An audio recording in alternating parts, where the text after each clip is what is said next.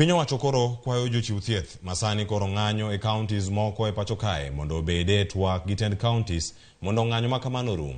Jatend migawo mag weche mag thieth Susan Humincha koro kwayo jochiew thieth masani ong'anyo mano e yo kaluwore kod osara moleo mondo odogi tich kendo oore ka girito mondo piny owacho ochulgi. Humincha owacho kanyo ni jochiew thieth makoro ni kod ng'ur bende gin jo Kenya kendo nego gichiw thuolo ne piny owacho mondo miyo konygi e chero uchumi mapacho ka. Humincha olando ni piny owacho biro yango duol mabiro konyogi e weche makamagi. We at the national level provide policies, guidelines and directives.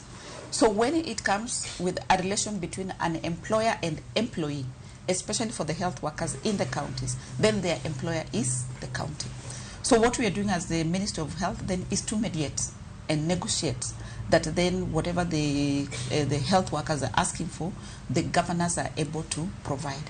But in the long term, we are operationalizing something called Kenya Health Human Resource Advisory Council, so that then it can advise the ministry, it can advise the president in terms of how do we deal with health workers across the cadres in this country, that there must be some form of harmonization in terms of how we deal with them.